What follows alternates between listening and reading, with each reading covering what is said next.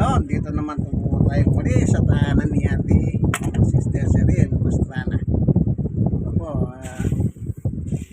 linggo-linggo, every Saturday ng ganitong oras, dumadalaw po, magdala ng magandang balita. Pero tayo pa ito. Opo, ang ating sisitasin dito yung sa Corinto, si Pablo. Pero bago tayo papalaw dyan, ay hingin natin ang patnubay ng Diyos. Panginoon Diyos, aming Ama na makapangyarihan sa lahat. Minsan pa, samahan mo kami at aming pagpupulay ng iyong salita. Sapagkat ang salita mo ay totoo mapapakinabangan na ito. Salamat po sa ngalan ni Jesus. Amen. Ang sabi ni Pablo dito sa kanyang sulat, ganito po ang nakalagay. Sa chapter 8 ng unang Corinto, sabi ni Pablo, verse 1, ipaliliwanag ko naman sa inyo ang tungkol sa pagkaing inihandog sa Diyos-Diyosan. Alam nating may kaalaman tayong lahat. Ang gayong kaalaman ay nagbubunsod sa tao upang magpalalo. Ngunit ang pag-ibig ay nakakapagpatibay. Ang nag-aakalang may nalalaman siya ay hindi pa nakakaalam ng dapat niyang malaman. 3. Ngunit kilala ng Diyos ang umiibig sa Kanya. 4. Tungkol nga sa pagkaing inihandog sa Diyos-Diyosan, alam nating walang kabuluhan ng mga Diyos-Diyosan at iisa lamang ang Diyos. Yan. So ibig sabihin, ito pong mga Diyos-Diyosan, ito po ay hindi mga Diyos. Kaya nga Diyos-Diyosan. Kaya pinaliwanag ni Pablo, anong sabi niya? Iisa lamang ang Diyos. Yan. 5. Bagamat may sinasabing mga Diyos sa langit at sa lupa at maraming tinatawag na mga Diyos at Panginoon. 6. Saganang atin, ito na, dito tayo pupunta. Saganang atin, iisa lamang ang Diyos, ang Ama na lumikha ng lahat ng bagay at tayo nabubuhay para sa Kanya. Iisa ang Panginoon, si Jesucristo, at sa pamamagitan niya nilikha ang lahat ng bagay at sa pamamagitan niya nabubuhay tayo. So dito minensyon ni Pablo para sa atin. Ano yung atin? Yung mga na-convert ni Pablo sa kanyang panahon, yung na-convert niya, naging Kristiyano sa panahon niya, at tinutukoy niya para sa atin. Kasi minensyon niya po yun, Diyos-Diyosan. Kasi yung panahon na yon, doon po sa Corinto, marami silang Diyos-Diyosan. Kaya ang pinangaral ni Pablo, isa lang ang tunay na Diyos. Ibig sabihin, ito pong mga Diyos-Diyosan na binabanggit dito ni Pablo, na yun ang dala ng mga tao, hindi po totoo yun. Mga Diyos-Diyosan. Ibig sabihin, kung meron tunay na baril, ay merong baril-baril. So, talagang in-specify niya para sa atin yung mga naturuhan niya, yung mga Kristiyano. Para sa atin, sabi niya, iisa lang ang Diyos. Yan. At iisa ang Panginoon. So, dalawa silang binanggit. Ang Panginoon at ang Diyos. Ito po yung Father and Son. The Father and Jesus Christ the Son. Yan, no? Ngayon, ito po yung mga ginagamit ng mga ibang reliyon na pinagpipilitan ng mga ibang reliyon dito. Kaya ito ginagamit nilang talata 8 chapter 8 verse 6. Hindi nila kasi binasa yung mula sa 1 hanggang 6 para mas lalo sana nilang maintindihan. Meron kasi mga tinutukoy na mga Diyos-Diyosan. Kaya ini-specify ni Pablo na iisa ang Diyos. Okay? Kaya hindi nila matanggap ngayon si Jesus ay Diyos. Kasi yung salitang iisa, meron pa. Dito naman sa 1:17, ganito naman ang ating mababasa. Sa 17 ng 1, basahin natin sa 1. Pagkasabi ni Jesus ng mga pananalitang ito, siya'y tumingala sa langit at ang wika, Ama, dumating ng oras. Parangalan mo ang iyong anak upang maparangalan ka naman niya. 2. Sapagkat pinagkalooban mo siya ng kapangyarihan sa sangkatauhan upang magbigay ng buhay na walang hanggan sa lahat ng ibinigay mo sa kanya. 3. Ito na. Ito ang buhay na walang hanggan. Ang kikilalanin kanila ang iisa at tunay na Diyos at si Jesus na iyong sinugo. Yan. So, binanggit na naman dito yung dalawa. Father and Son na naman. Anong banggit kay the Father? Oh. Ang iisa at tunay na Diyos. Ito naman yung nakalagay dito. Iisa at tunay na Diyos. At si Jesus na iyong sinugo. Ngayon, alamin natin si Jesus. Total, yung sulat ni Pablo, sulat ni Juan, dalawa na ang binanggit sa Diyos at dalawa din binanggit niya kay Jesus. Ngayon, pagdating sa Biblia, siyempre dito tayo kukuha ng lunas. Sino naman si Jesus na Panginoon sa Biblia? Ano po? Huwag kayong maguluhan. Basta nagbabasa lang kayo ng Biblia. Dito pa sa Hebreo, basahin natin sa 1 verse 8, 9 and 10. Ganito naman po nakalagay. Okay, dito po sa Hebreo, simulan natin sa 5. Hebreo 1:5. Sapagkat hindi kailanman sinabi ng Diyos sa sino mang anghel, ikaw ay aking anak, sa araw na ito naging ama mo ako. Hindi rin niya sinabi sa kanino man sa mga anghel, ako'y magiging kanyang ama at siya'y magiging anak. So, minention dito, wala ang anghel na sinabihan ng Diyos na ikaw ay aking anak. Kaya di mo pwedeng tawagin ako ang iyong ama. Mga anghel po tinutukoy dito. Verse 6. At nang suguin na ng Diyos ang kanyang bugtong na anak, si Jesus, sa sanlibutan ay sinabi niya, dapat siyang sambahin ng lahat ng anghel ng Diyos. Ibig sabihin, nag-uutos ang Diyos sa lahat ng mga anghel.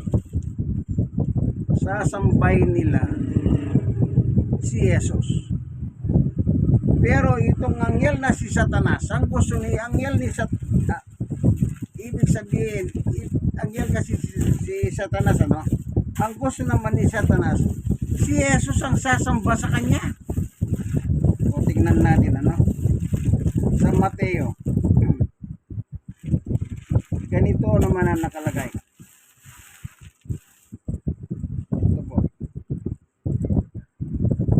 Sa chapter 8, Mateo 4:8. Pagkatapos dinala siya ng dyablo sa isang napakataas na bundok. Mula ro'y pinaaninaw sa kanya ang lahat ng kaharian ng sanlibutan at kayamanan ng mga tao. 9. At sinabi ng dyablo, sinasabihan ng dyablo si Jesus, ibibigay ko sa iyo ang lahat ng ito kung magpapatira pa ka at sasamba sa akin. Yes, sumagot si Jesus, lumayas ka, Satanas, sapagkat nasusulat, ang iyong Diyos at Panginoon ang sambahin. Kita niyo po, si Satanas din naghahanap ng sasamba sa kanya. Pero naman kapalit, bibigay niya lahat ang gusto. So, sabi ni Jesus, huwag mong tuksuin ng Diyos. Yan. Kaya dito po, ang utos ng Diyos, sambahin si Jesus ng lahat ng mga anghel. Sa Hebreo 1:6. Sa 7, tungkol naman sa mga anghel ay sinabi niya, ginawa niyang hangin ang kanyang mga anghel at ningas ng apoy ang kanyang mga lingkod. 8, ngunit tungkol sa anak ay sinabi niya, nagsasalita ang Diyos, ang sinasalita ang tungkol sa anak ay yung trono o Diyos pagpakailan pa man ikaw ay maghaharing may katarungan. 9, kinalulugdan mo ang paggawa ng matuwid, ngunit ang pagsuway ay kinahumihingian mo.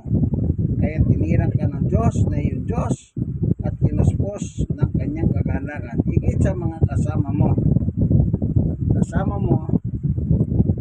nakatataas talaga ang Panginoong Yesus sa lahat. 10, sinabi pa rin niya, ikaw Panginoon ang lumikha ng sangkalupaan at ang iyong kamay ang gumawa ng sangkalangitan. Anong tawag ng Diyos sa kanyang anak? Diyos. Ano pang tawag ng Diyos sa kanyang anak? Panginoon. Mismo ang Diyos ang nagsabi naman dito ng kanyang anak ay Diyos at Panginoon siya. Yun naman kay Tomas. Tingnan natin yung si Tomas sa 1:20-29.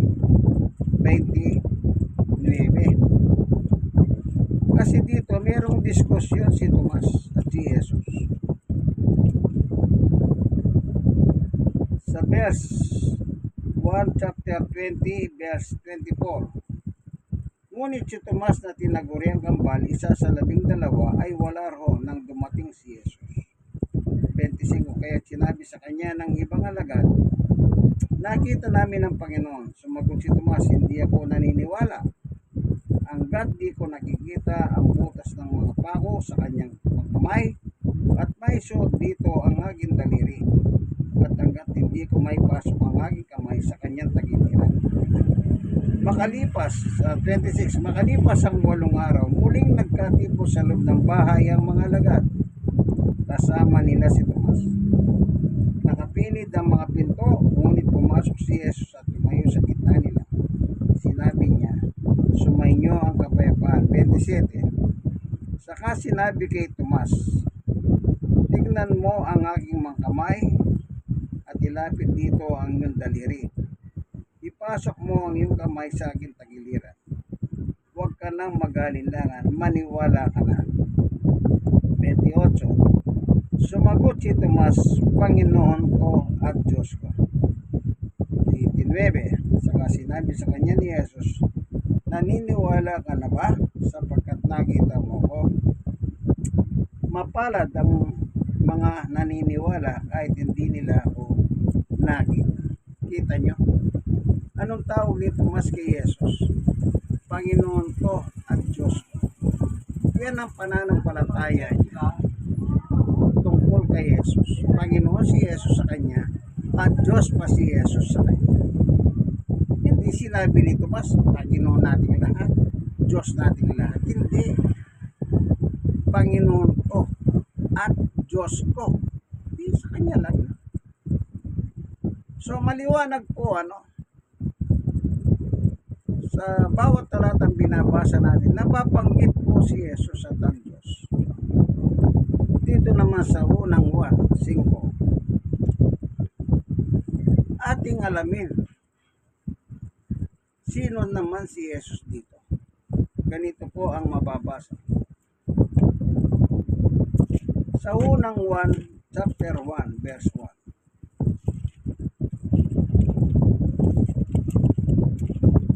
Nililinaw ko lang po sa inyo ang dalawa, the Father and the Son. So nakita na po natin ang Father, iisa at tunay na Diyos. Iisa Diyos. Kasi may pinagkumparahan dun sa unang binasa natin ng mga Diyos-Diyos. Sabi ni Pablo, sa kanang atin, iisa ang Diyos. Ibig sabihin, yung mga Diyos-Diyosan, hindi mga Diyos yan. Kaya, sa unang 1:1, Sumulat kami sa inyo tungkol sa Kanya na simula pa siya na ang salita nagbibigay buhay. Narinig namin siya, nakita namin, napagmasdan at naipo ng aming mga kamay. Diyos, nahayag ang buhay, nakita namin siya, pinatotohanan sa inyo at ipinangangaral namin sa inyo ang buhay na walang hanggan, nakasama ng Ama at nahayag sa amin. Si Pes, pinahayag nga namin sa inyo ang aming nakita at narinig upang makasama namin kayo sa pakikisasama at sa kanyang anak na si Jesucristo. 4. Isinulat namin ito upang malubos ang ating kagalakan. Punta naman tayo sa chapter 5 verse 20. Ito pa rin sa sulat ni Juan, unang 1. At nalalaman natin na parito na ang anak ng Diyos, si Jesus, at binigyan niya tayo ng pangunawa upang makilala natin ang tunay na Diyos at tayo nasa tunay na Diyos sa kanyang anak na si Jesucristo.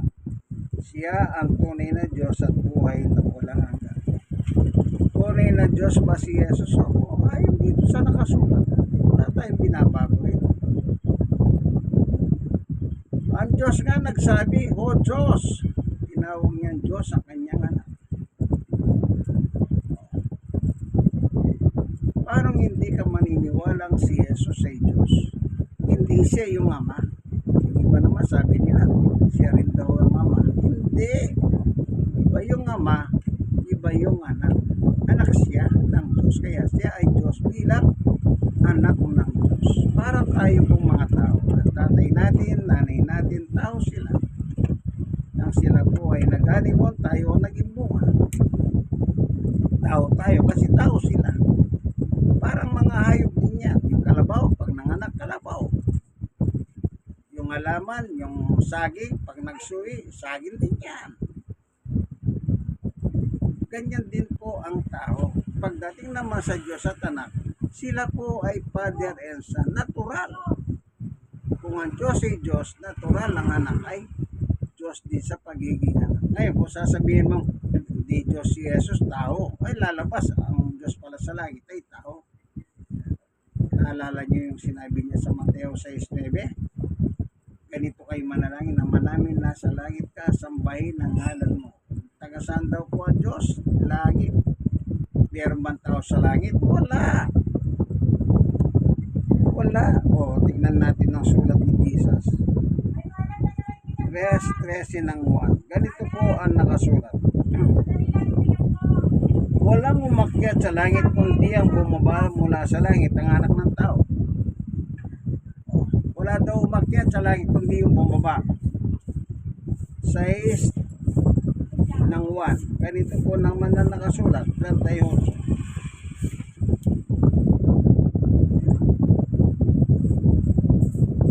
Sabi ni Jesus, sapagkat ako'y bumaba mula sa langit, hindi upang gawin ang kalooban ko, kundi ang kalooban nagsugo sa akin. Sabi ni Jesus, bumaba ako sa langit. Dito sa 1:6:38. Pero doon sa 1:13, sabi ni Jesus, walang umakyat sa langit, kundi yung bumaba sa langit. Walang tao sa langit. Kasi ang tao hindi po umubra sa langit. Sasabog yan, kaibigan. At hindi ka makakarating sa langit. Eh bakit? Wala nga tao sa langit. Puro spiritual being pong nandun. Anghel, Diyos, at saka si Jesus. Dito po sa isang talata, mayroong nakasulat dito. Hanapin lang natin.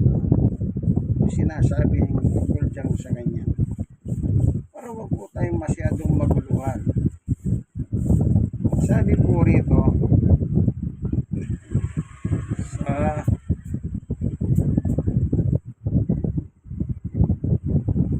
meron kasi sinulat si Pablo na ganito nakalagay.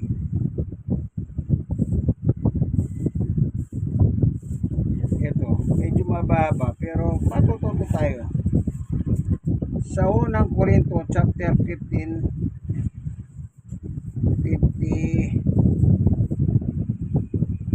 ito sa 48, ang mga katawang panlupa ay tulad ng nagmula sa lupa. Ang katawang panlangit ay tulad ng nagmula sa langit. Kita nyo? Iba yung katawang panlupa, iba yung katawang panlangit. Ano? Sa 50, ito ang ibig kong sabihin, mga kapatid, ang binubuo ng laman at dugo, yan ang tao, ay di magkakaroon ng bahagi sa kaharian ng Diyos. Kita nyo? Kaya walang tao po sa langit.